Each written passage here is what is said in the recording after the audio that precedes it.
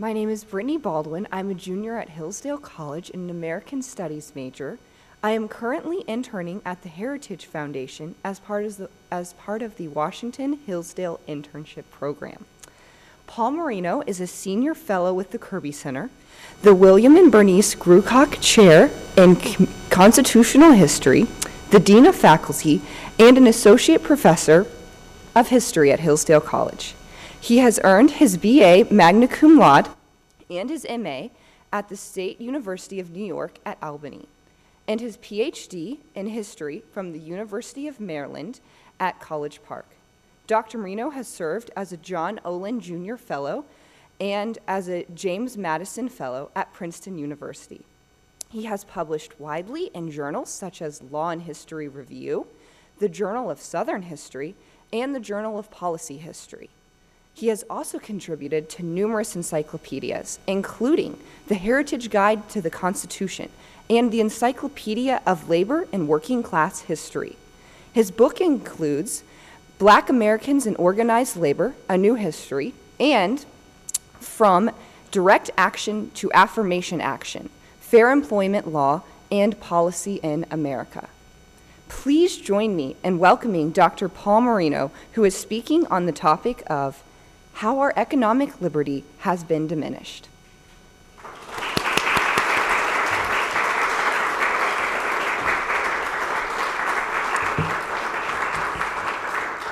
Thank you, Brittany, for that introduction. I'd like to thank Hillsdale College and the Kirby Center for inviting me here today to speak with you. It's a great honor. I'm going to be talking this morning about the founders' idea of economic liberty and how we lost it. So I have some good news for you and some bad news. First, though, we need to lay out what was the founders' idea of economic liberty. Basically, it was that a free economy would promote the moral character needed for Republican self-government. It was part of their idea that if people are going to govern themselves politically, they had to govern themselves in their families, in their churches, in their communities, and in economic markets. This idea came most immediately from Enlightenment thinkers of England and Scotland especially, and we tend to focus on John Locke, and rightly so, though there's more to the story than Locke. For Locke's ideas were deeply rooted in classical and medieval thought of Aristotle and his early modern scholastic followers. As Jefferson himself put it in the Declaration of Independence, he was just summarizing all the great thinkers of political right: Aristotle, Cicero, Sidney, and Locke. And I'm emphasizing in this treatment the continuity between the ancient, the medieval, and modern, somewhat controversial point among scholars. But at Hillsdale College, our curriculum is based on the idea that the Judeo-Christian faith and Greco-Roman culture finds its clearest expression in the American experiment of liberty under law. But our students read Aristotle, who says, quote, that any polis, which is a true political community, and not merely one in name, must devote itself to the end of encouraging goodness. Otherwise, a political association sinks into a mere alliance, and law becomes a mere covenant. As the sophists say, a guarantor of men's rights against one another, instead of being, as it should be, a rule of life that will make the members of the political community good and just. Many people would say that the founders established exactly what Aristotle condemns here as a bogus polis. Our republic is founded on the principle that individuals have certain rights and that governments are instituted to secure those rights. But this view takes a very shallow idea of what rights are, and of property rights in particular. Certainly, there were significant differences between ancient and modern Republican ideas of liberty. Nevertheless, the modern liberalism of the founders did not sever the connection between morals and government. And to make this point, I'd like to read a little bit from the political scientist Martin Diamond's essay, Ethics and Politics, The American Way. Diamond says, while the American founders turned away from the classic enterprise regarding virtue, they did not thereby abandon the pursuit of virtue or excellence in all other possible ways. In fact, the American political order rises high enough above the vulgar level of mere self-interest in the direction of virtue, if not to the highest reaches of the ancient perspective, still towards positive human decencies or excellences. Indeed, the prospect of excellences is opened up even within the very commercial interests, the unleashing of which is requisite to Madison's scheme. As Alexis de Tocqueville said similarly about the Americans in the 19th century, there was something heroic about American business enterprise. And the founders understood that we couldn't cure people of their tendency to desire material goods, but we could construct a regime in which that pursuit would take place only in honest ways and in ways that promoted good traits of character. But acquisitiveness teaches a form of moderation to the desiring passions from which it derives, because to acquire is not primarily to have and to hold, but to get and to earn, and moreover to earn justly, at least to the extent that the acquisition must be the fruit of one's own exertions or qualities. This requires the acquisitive man to cultivate certain excellences, minimal ones perhaps from the classical perspective, but excellences nonetheless, as means to achieve his ends. He wants enlargement and increase, and these require of him hard work and the ability to scale his immediate passions so as to allow time for the ripening of his acquisitive plans and measures. In short, acquisitive man, unlike avaricious man, is likely to have at least what we call the bourgeois virtues. One of the most common criticisms of the founders, and it was begun by the progressives about 100 years ago, was that they were only concerned with property rights, with economic stuff, that wealthy landowners and merchants wrote the Constitution, and that later on stockholders and bondholders ran the government, and they didn't care about non-economic rights. Nothing could be further from the truth. The founders had an expansive definition of property. John Locke said, "Though the earth and all inferior creatures are common to all men, yet every man has a property in his own person. This nobody has any right to but himself. The labor of his body and the work of his hands are properly his."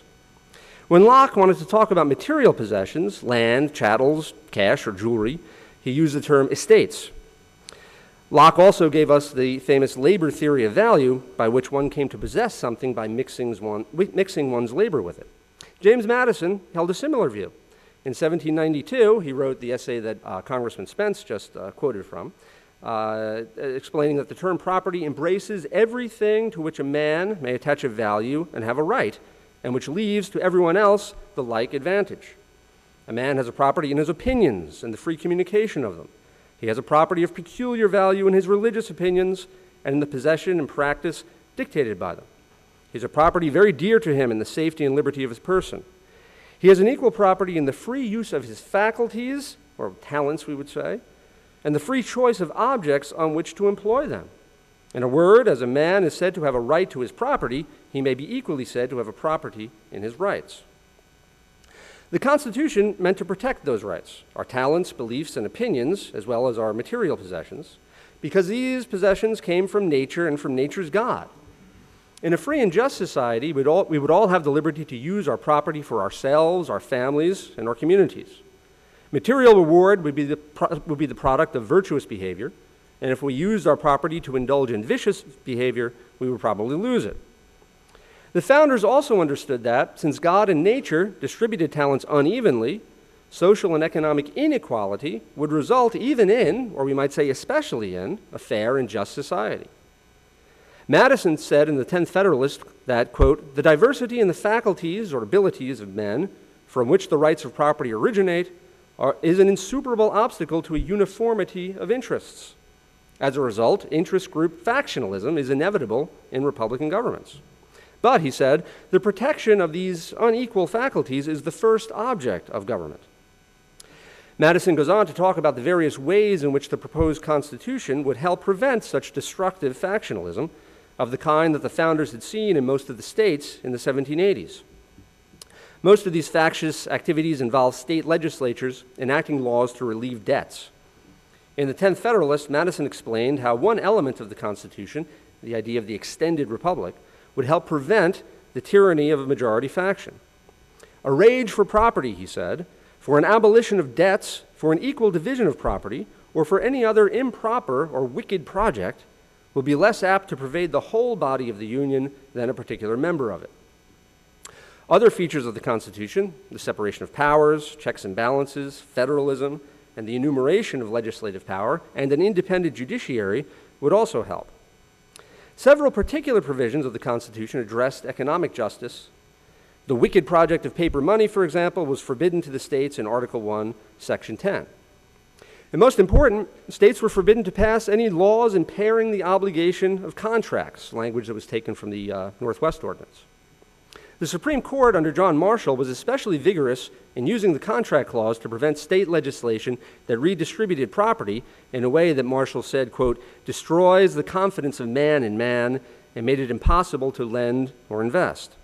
And perhaps nobody benefited more from Marshall's contract clause jurisprudence than Hillsdale College. In 1819, Marshall held that private college charters were contracts which state legislatures could not invade when they didn't like the political principles of the college.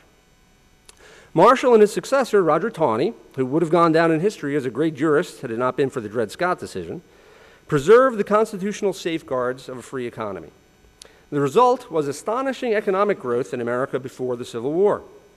Abraham Lincoln, considering the source of the great prosperity of the United States, said, all this is not the result of accident. It has a philosophical cause. Without the Constitution and the Union, we could not have attained the result. But even these are not the primary cause of our great prosperity. There is something back of these, entwining itself more closely about the human heart. That something is the principle of liberty to all, the principle that clears the path for all, gives hope to all, and by consequence, gives enterprise and industry to all. The Civil War itself was fundamentally about economic liberty. The secessionists rejected the Constitution, the principles of the Declaration of Independence, and the whole modern natural rights tradition. The most extreme of them justified not just the enslavement of Africans, but of all men. George Fitzhugh's book, Sociology for the South, was subtitled The Failure of Free Society. Fitzhugh, like many early labor union leaders, argued that Southern chattel slavery was superior to Northern free labor, which they scoffed at as, quote, wage slavery. While Southern chattel slavery provided a cradle-to-grave welfare state for the slaves, Northern capitalists exploited their workers while they were productive and just discarded them afterwards. Lincoln, on the other hand, expressed faith in the free labor philosophy of the North. He denied that there were any fixed social classes in the North, no permanent proletariat.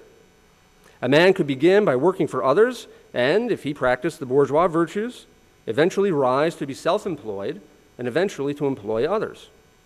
The persistent inequality of American history does not belie Lincoln's argument. As economists like Thomas Sowell have pointed out, statistics about unequal income distribution over time don't tell us who the people are in the percentile categories. In fact, there is and was a high degree of social mobility throughout American history, enough to attract some 25 million immigrants to the United States between the Civil War and World War I. Nobody can deny the rapid economic growth of the late 19th century, the so-called Gilded Age, and its material benefits. Every indicator of economic well-being rose across the board in these years. So you may wonder, what was all the fuss about in the late 19th century? Why were there so many complaints about the economy from the populists, the progressives, the New Deal liberals, let alone from the anarchists, socialists, and communists? Again, the aggregate economic statistics don't tell the whole story. Human beings are individuals, not statistical aggregates. And while there is no doubt that society as a whole, or people, were better off, there's also no doubt that many particular persons or groups were worse off. Again, while there was a great deal of social mobility and the overall growth curve was upward, some fell while others rose. Technological advances especially raised overall economic welfare, but displaced particular businessmen and their workers. How many harness makers did Henry Ford put out of business? How many independent oil refiners were ruined by the greater efficiency of Standard Oil? This is part of the creative destruction of free market economic growth. Mom and pop groceries fall to supermarkets, and supermarkets fall to Walmart. The source of most of the American labor movement in the late 19th century were skilled artisans whose skills were threatened by economic change. Moreover, even if an individual was better off from year to year, he might not be as much better off as some of his neighbors. Individual human beings often estimate their condition not in absolute, but in relative terms. We are, after all, social animals, and we are also prone to envy. Also, the economic growth was uneven. There were booms and busts, bubbles and panics, the business cycle. Many people found this unsettling. The rapid growth was unpredictable, disorderly, disorienting, as we moved from a rural and small town to an urban and industrial society. It was the most fundamental change in human history since the shift from hunting and gathering to settled agriculture. Poverty might be reduced, but we saw a new kind of poverty, urban, more visible, and often composed of new immigrants. Finally, while there's no dispute about the material benefits of industrialization, there were spiritual or aesthetic costs, the smoke, the noise, the environmental degradation, what economists call negative externalities. And thus the most steadfast critics of industrialism were poets and artists. We must also consider the claims that the means by which the late 19th century Republicans promoted economic development were illegitimate and unconstitutional. When the Republican Party came to power in 1861, they did not just end slavery, save the Union, and go out of business. They also put into place a system of national mercantilism that Alexander Hamilton and Henry Clay had promoted before the Civil War. Most Republicans, after all, had been Whigs. So we got a protective tariff, great subsidies to build transcontinental railroads, and a national banking system. I think that these programs were within the constitutional power of the national government and that they were, for the most part, genuinely in the national or public interest. But it's not an open and shut case, and it is open to legitimate criticism. These unsettling aspects of the Industrial Revolution were bound to put pressure on the Constitution, especially when the grievances were concentrated in certain sections of the country, the agricultural South and West in particular.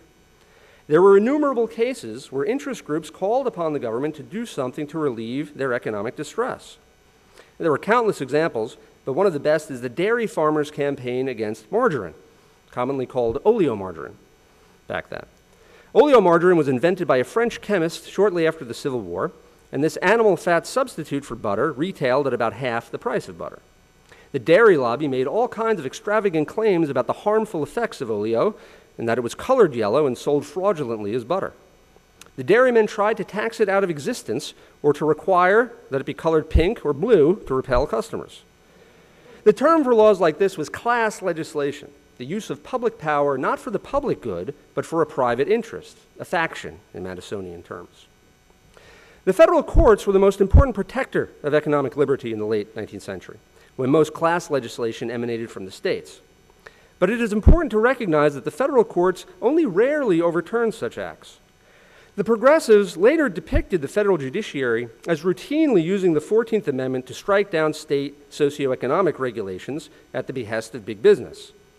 In fact, the courts usually accepted the flimsiest of pretexts that such acts were genuine exercises of what is known as the police power, the constitutionally reserved power of the states to legislate to preserve the safety, health, welfare, and morals of the people.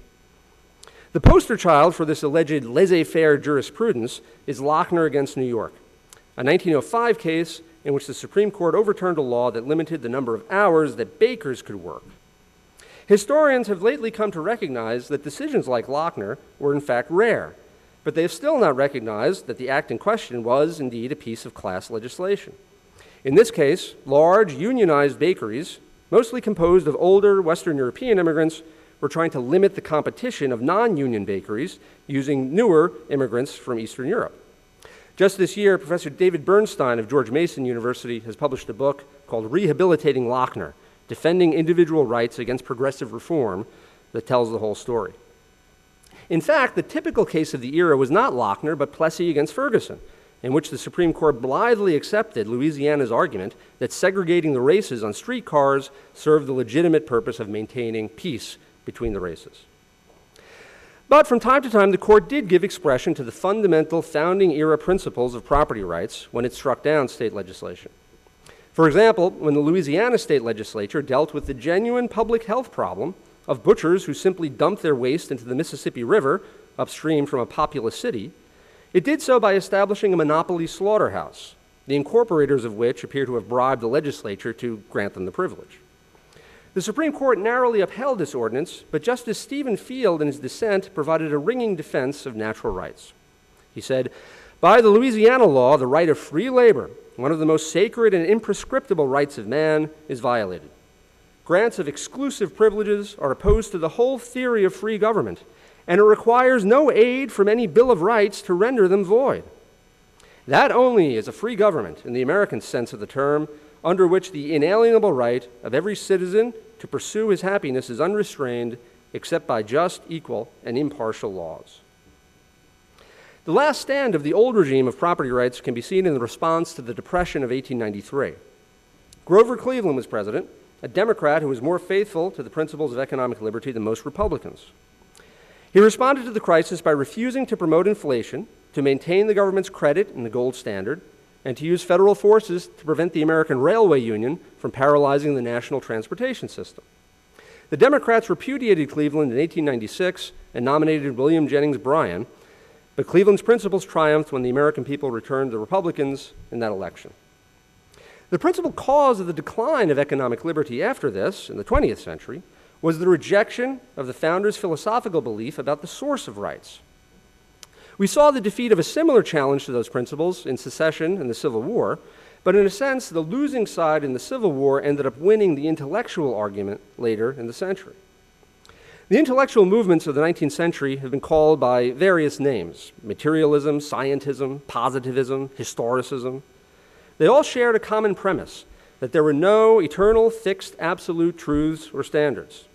They rejected the idea of nature and nature's God and claimed that everything was contingent upon the particular times, places, and circumstances. Everything was evolving, developing, historical. Consequently, there were no self-evident truths, and the Constitution could not be read as embodying any such truths. Taken together, these intellectual theories came to be called progressivism in the United States. There were lots of varieties and differences among the progressives, but they shared a common belief that since human beings could alter their environment, they could control their own evolution. This meant that the power of the government had to be increased in order to deal with the problems that evolutionary development had caused, those problems of the industrial and urban revolutions. I'm going to focus on progressive ideas in the field of law and constitutional law in particular, but they had a much wider application. For example, progressives promoted a profound change in private law, torts, contracts, and things like that, which had an enormous economic impact. But we don't have time to cover it all. The main intellectual source of progressivism in law was Harvard Law School, whose dean, a man named Christopher Columbus Langdale, began to teach law as the natural sciences were taught. Langdale was a botanist and believed that you could study law just as you studied plants, and that law evolved just as plants evolved. Roscoe Pound, the founder of the movement known as sociological jurisprudence, was also a botanist. Another set of critics of American constitutionalism came from the analytical or utilitarian school of law, which can trace its origin to Thomas Hobbes, Jeremy Bentham, and others. As Bentham put it, natural rights is simple nonsense. Natural and imprescriptible rights, rhetorical nonsense. Nonsense on stilts. For these thinkers, law was not something that existed apart from man. It was not given by God or nature to be discovered by man. Rather, law was simply the will of the sovereign. As William Graham Sumner, a leading American sociologist and social Darwinist at Yale, put it, nothing but might has ever made right. These critical theories came together in Oliver Wendell Holmes, Jr., perhaps the best-known jurist in American history. Holmes had been an ardent abolitionist and enlisted in the Union Army and fought bravely and was wounded 3 times. The lesson that he learned from the war was that ideas have consequences. 620,000 men died because people took ideas like the moral wrongness of slavery seriously.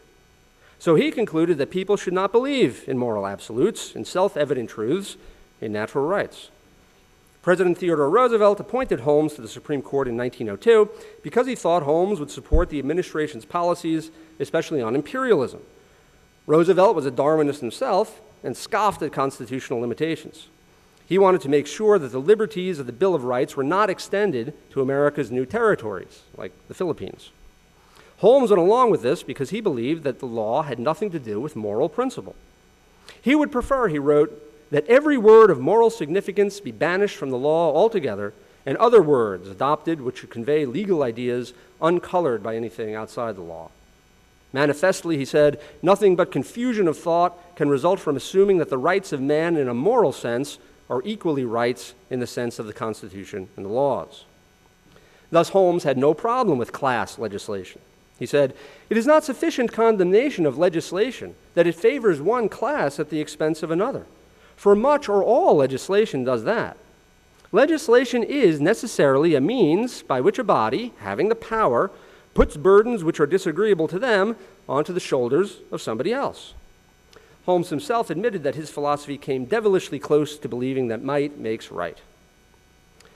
Holmes is probably best remembered for his dissent in the Lochner case, when the court overturned the maximum hour law for bakers. This case is decided upon an economic theory which a large part of the country does not entertain, he said. The 14th Amendment does not enact Mr. Herbert Spencer's social statics. Ironically, Holmes was the only real Darwinist on the court, and he was accusing his brethren of being Darwinists, which they were not. Indeed, one cannot find any trace of Darwinian philosophy among the conservative judicial opinions of the late 19th or early 20th century. They still depended upon the moral, social, and political philosophy of the founders. These progressive ideas gradually infiltrated the universities, the law schools, legislatures, and the courts. The process took several decades and is still going on today. The campaign proceeded in fits and starts. The first step was the establishment of so-called independent regulatory commissions, the so-called fourth branch of government, agencies that combine legislative, executive, and judicial powers, what Madison called the very definition of despotism. The first of these was the Interstate Commerce Commission, formed in 1887 to regulate railroads. In its early years, the ICC was quite weak, in part because the first commissioner still had constitutional scruples, but also because Congress had given the commission an impossibly contradictory mission, and also because federal judges kept it on a tight leash. One can also say that railroads were a special case, a natural monopoly or public utility that genuinely needed federal supervision. Over time, though, more commissions were established with more power.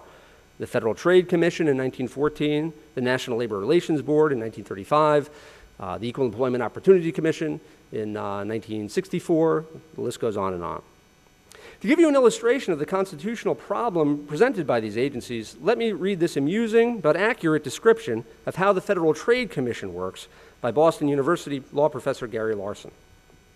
The Commission promulgates substantive rules of conduct, also known as laws. The Commission then can authorize investigation into whether the Commission's rules have been violated. If the Commission authorizes such an investigation, the investigation is conducted by the Commission, which reports its findings to the Commission. If the Commission thinks that the Commission's findings warrant an enforcement action, the Commission issues a complaint. The Commission's complaint that a Commission rule has been violated is then prosecuted by the Commission and adjudicated by the Commission. This Commission adjudication can take place either before the full Commission or before a semi-autonomous Commission administrative law judge. If the Commission chooses to adjudicate before an administrative law judge rather than before the Commission, and the decision is adverse to the Commission can appeal to the Commission.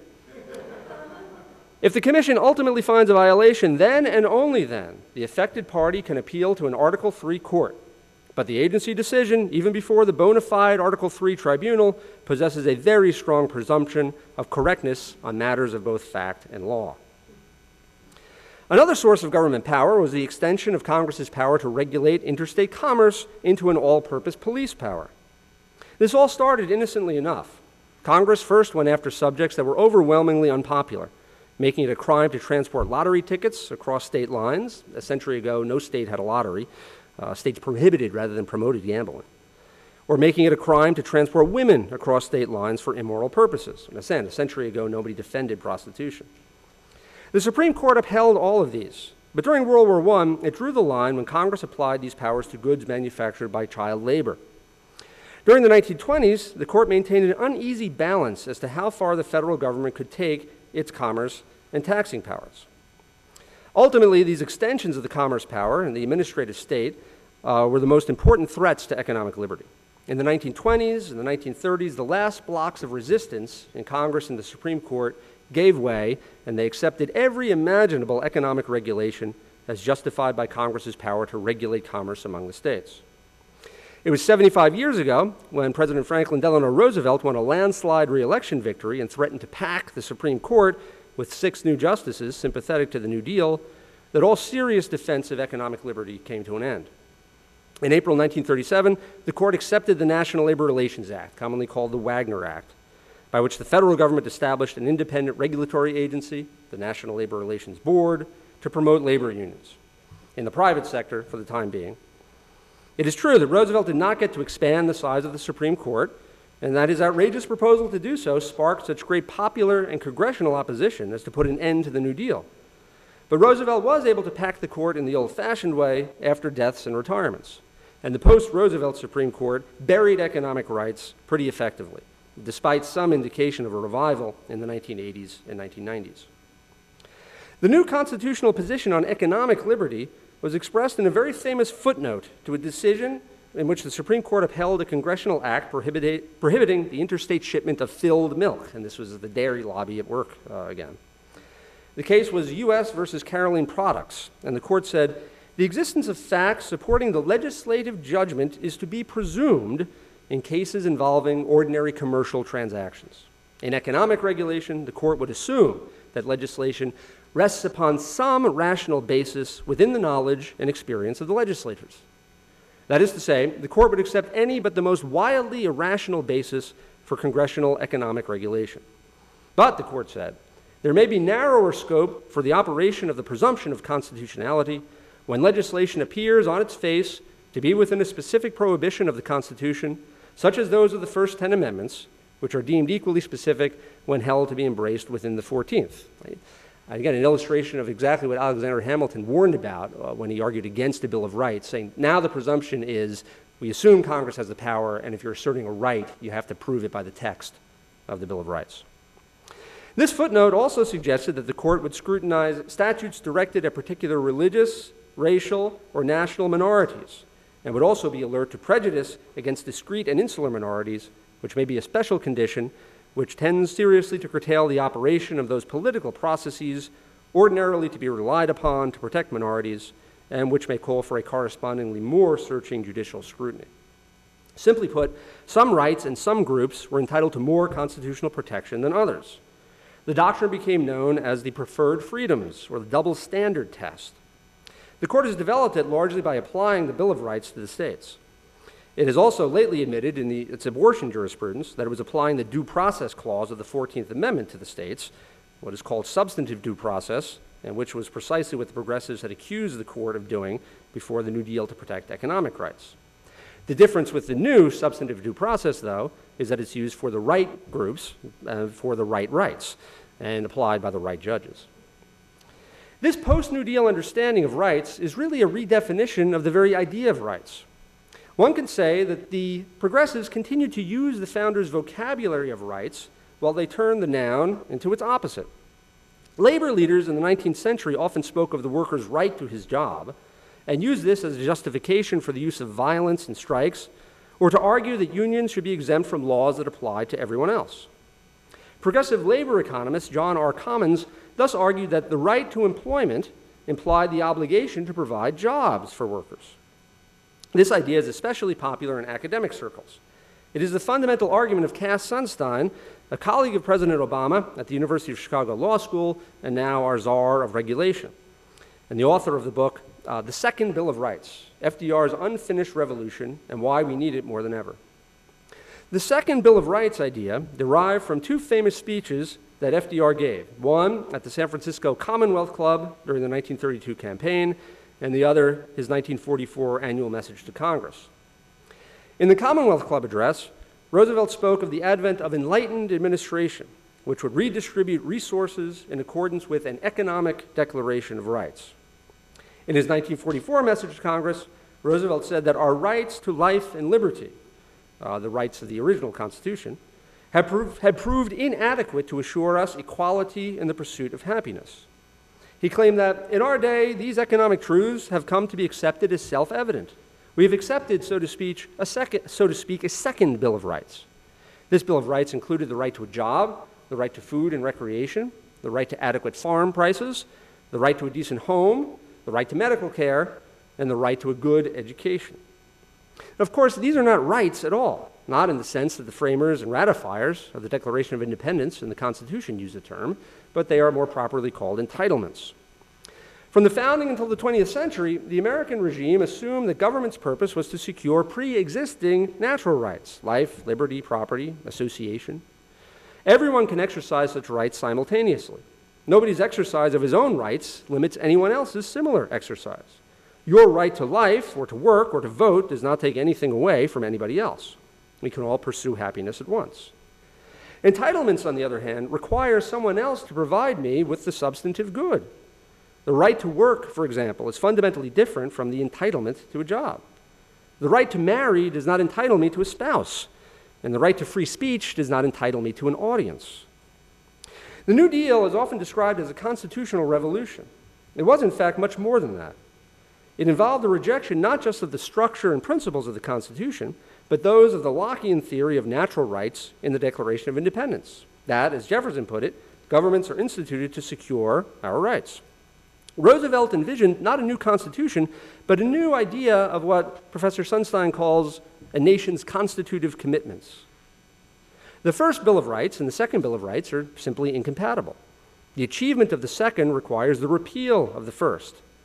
As to this problem, Professor Sunstein says that the best response to those who believe that the second Bill of Rights does not protect rights at all is just this: unembarrassed evasion. There's a reason why people don't want to admit what's going on here intellectually. You can see the way this works out in the current debate over health care. The reason why such things as death panels and rationing are inescapable when government takes over health care is because we will be sacrificing the health of some individuals for the sake of greater social health. This is a utilitarian calculation, and utilitarianism denies that individuals have rights that cannot be violated, even if that sacrifice produces a greater good for a greater number. Ezekiel Emanuel, healthcare advisor to President Obama, insists that we need to, quote, redefine a physician's duty, that it now includes working for the greater good of society instead of focusing only on an individual patient's needs. Intellectuals like Peter Singer, the Princeton ethicist who has argued in favor of infanticide, are ready with the calculations and formulas such as, quote, quality-adjusted life years, which he explained in an article entitled Why We Must Ration Health Care. This is what happens when we call health care a right, and the confusion of rights and entitlements is the chief legacy of New Deal liberalism. For decades now, we've been following the path of Thomas Hobbes, who explained that we must surrender all of our natural rights to an all-powerful sovereign, rather than that of John Locke, who argued that the sovereign power of the government was limited to the protection of our pre-existing natural rights. So that's the story of how we lost the founders' idea of economic liberty. And let me stop there and take your questions.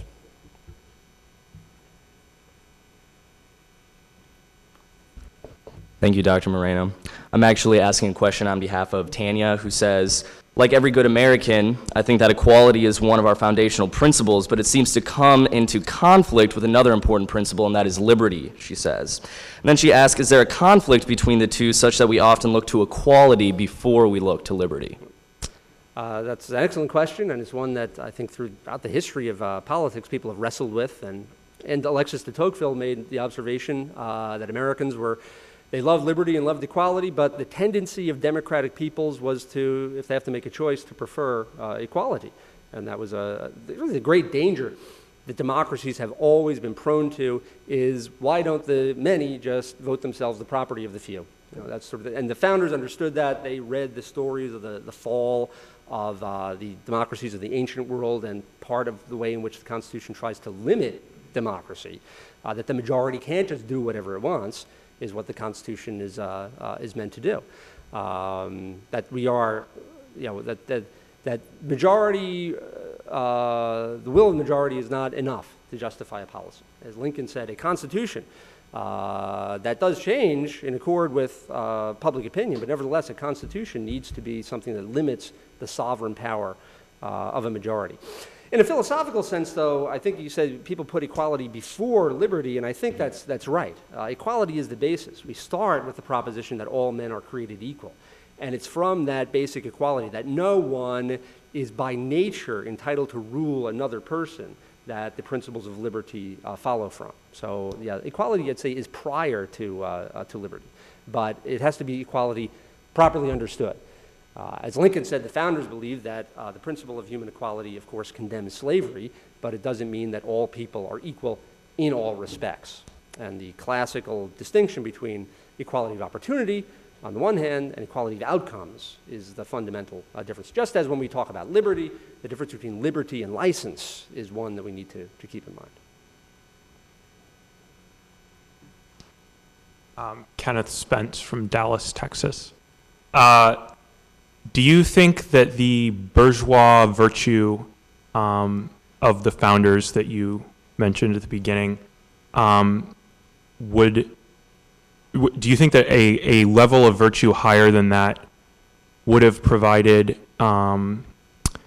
a legal foundation for a non-positivist view of law that could have stemmed the tide of progressive legal decisions since the slaughterhouse cases more effectively than the sort of much more basic ethics of the founders. I think the first part about there being a kind or view of virtue that is higher than that of the bourgeois virtues. Right. So yeah, that's absolutely necessary. And the idea is that there are some people who are not going to be satisfied with the mere, getting and the satisfying of material wants. There are going to be people whose ruling passion is honor, for example. And Lincoln talks about this in one of his first speeches, where he says merely preserving the kind of republic that the founders established isn't enough. There are going to be people of the tribe of the eagle and the lion who will stop at nothing to establish their fame and their greatness. And certainly, if you were nothing more than a nation of shopkeepers, we would probably fall before nations that preserved other kinds of virtues, the martial virtues in particular. So you're going to need those as well if you're going to be able to survive in a world where not every nation is founded on the same principles that ours is. But I don't think I quite got the second part of where you're talking about how that would have stemmed the progressive view of legal developments.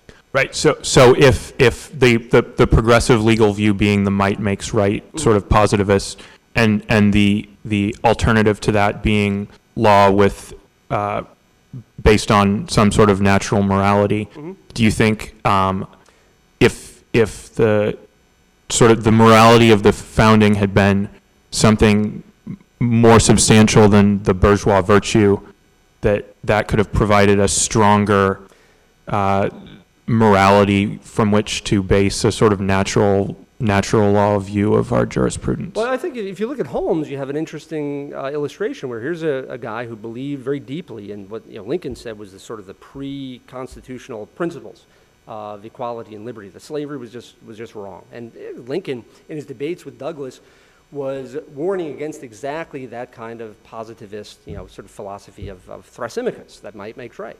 And Holmes believed that. And he was a great man going into the war. The problem was that he came out of the war denying that, right? Denying the idea of it. And Holmes was not everybody came through the experience that Holmes did. Many people were not disillusioned by the war and continued to believe in the principles of the founding. And in fact, there was a revival of natural law jurisprudence in the late 19th century, which built upon the revival of natural law that Lincoln had applied in the Civil War. So I think it was there all along. The founders making room for the bourgeois virtues they did not mean to exclude the kind of martial virtues that I think quite rightly Holmes and Theodore Roosevelt too.